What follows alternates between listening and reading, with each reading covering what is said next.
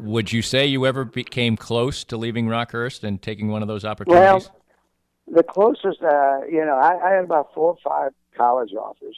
And I remember in 1984, yeah, I mean, I had, a couple of them even before then, but in 1984, Mike Gottfried called me and said, Tony, I got a defensive line job for you, and I'd like to have you come to Kansas and coach. And you and your wife. So my wife and I drove up there, and our kids were very young. I think my oldest was 7. No, my oldest was 11, and I had a 7-year-old and a 3-year-old. And it was in 1984. And I'll never forget this. And we drive up there, and they offered me the job. I'm sitting in Mike's house. We went out to dinner, came over with my wife. They were talking, met all the coaches. And I said, you don't really have anything else to prove. You won state championships at 2 different schools, baseball state championship. You know what? He said, you'll be a head college coach in 3 years. And they make me an offer. And it was for about $10,000. At that time, college coaches weren't getting paid like they are today.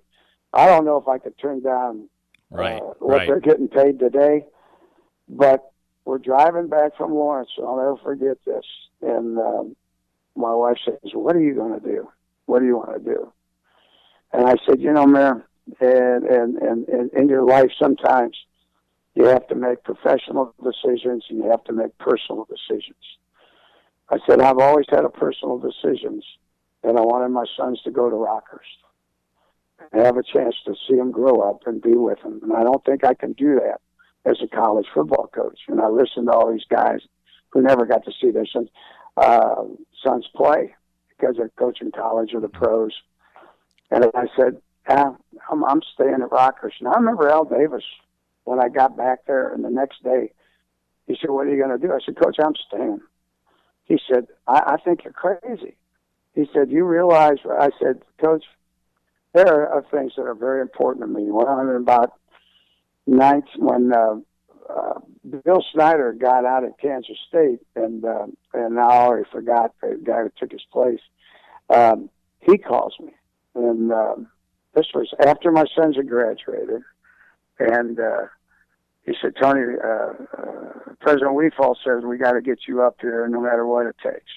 He's driving to my house in a snowstorm. He's down in my basement right here in this house I'm in right now. He said, I'm coming in to see you, and they make me this offer.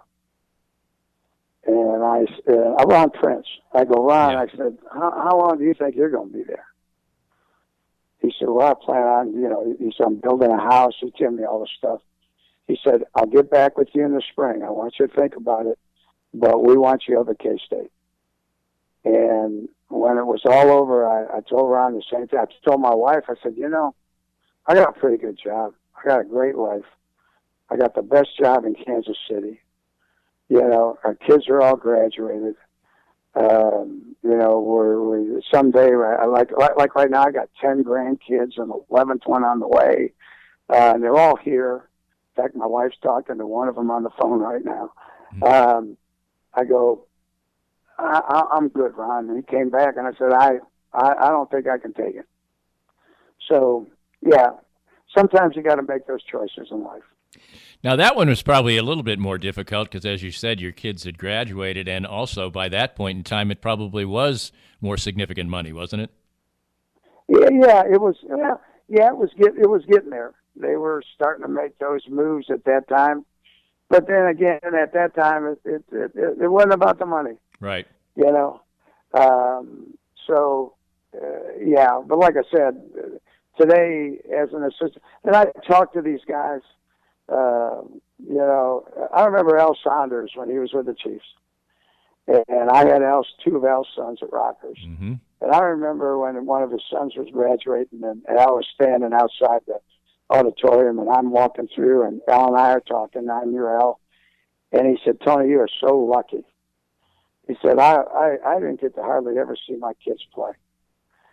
And I said, Al, that's one of those things. You were making $2 million a year.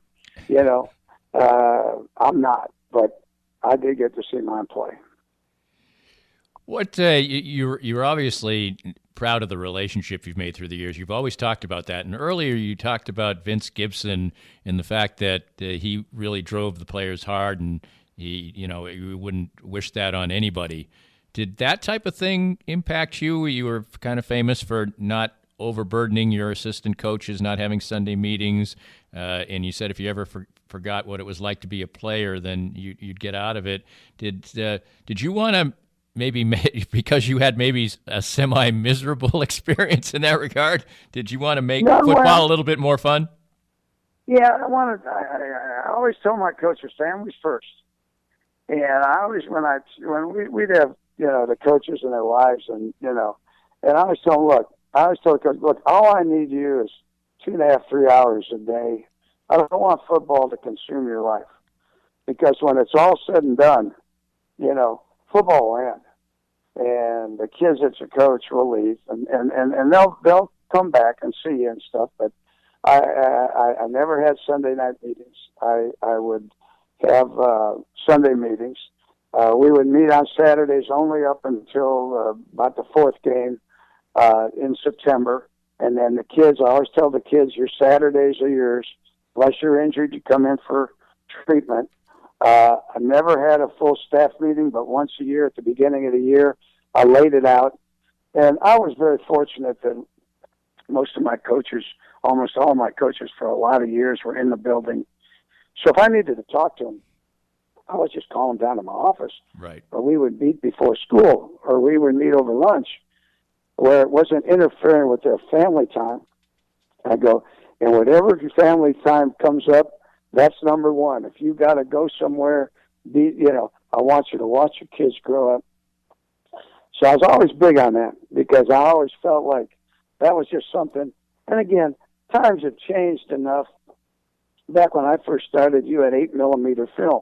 Then you had 16. And you'd all have to meet because you only had one reel. Right. And you'd all have to get together on certain times. But then as technology came around, I mean, I'm watching Rockers on my phone now. Right. As technology came around, and all I used to tell my guys is, look, you make sure I want your grades in on Monday. You make sure that you watch the tape.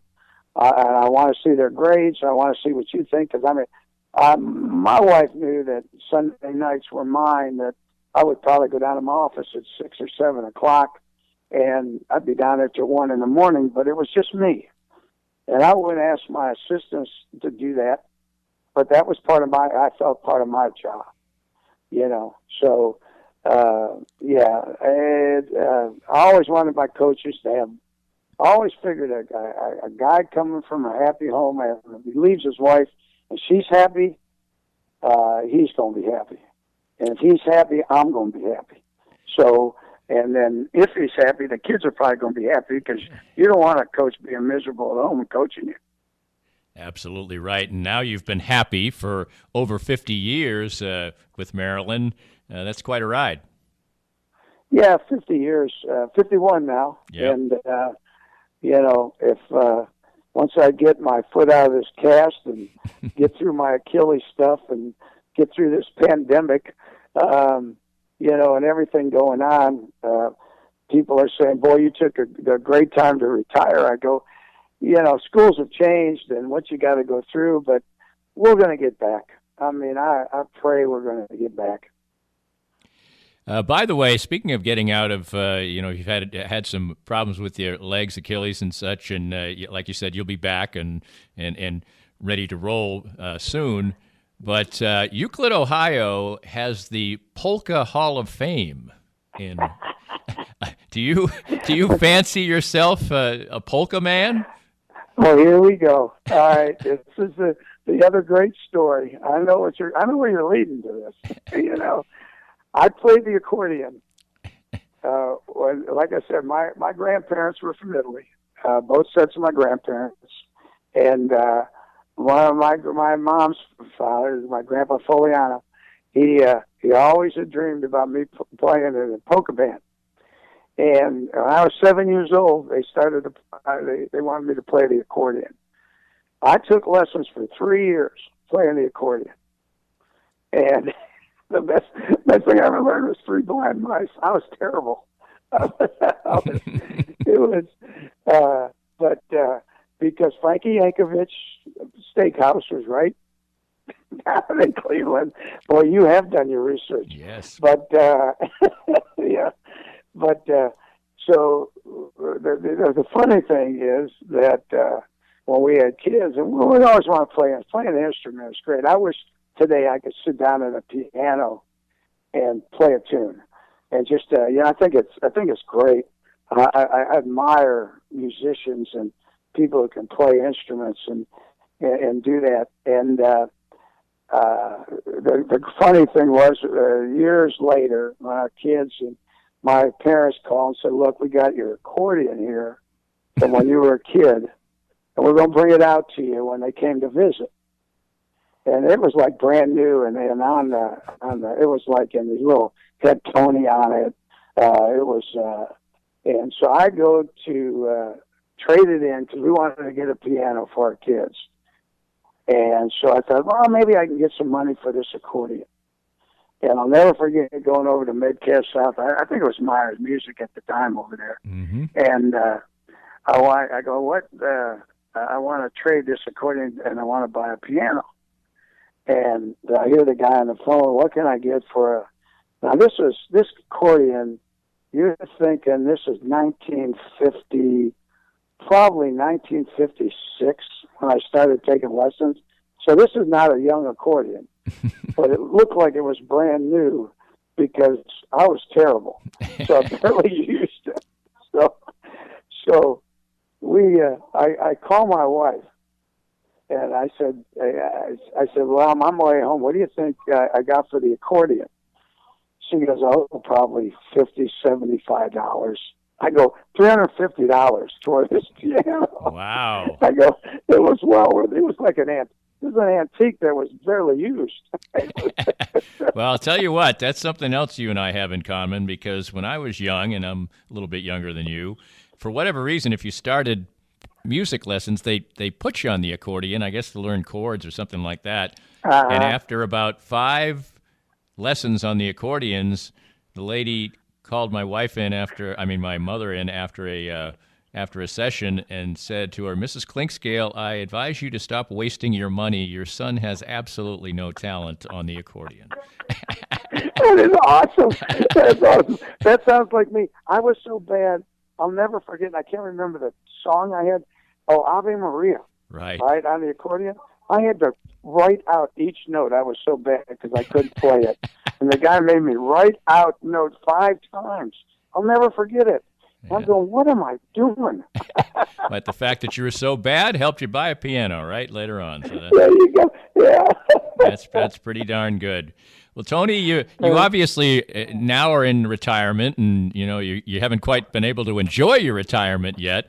But what do you're inducted into 5 different halls of fame, and what do you feel like your legacy is, and what are you most proud of in your career?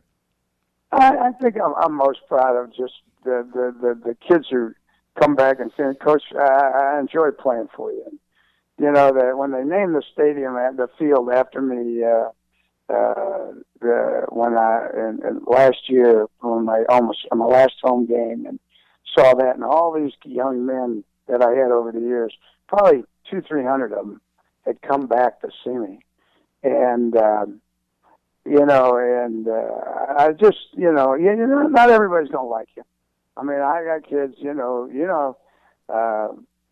you're dealing with people, you could be the greatest for 300 people and 10 people, they're not going to think you're very good, because and I always used to tell people, if the only reason you don't like me is because you weren't playing, that's okay, and I always tell people that one of the great compliments I ever have is said, I got a 4th team tight end who's having fun, and he said, I don't know how you do it.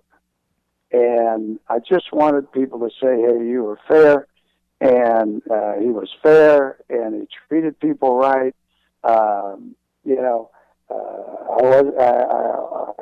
Every once in a while, I would go off, and the kids will always remember those times. And I always used to tell coaches, when I give clinics, you can yell and scream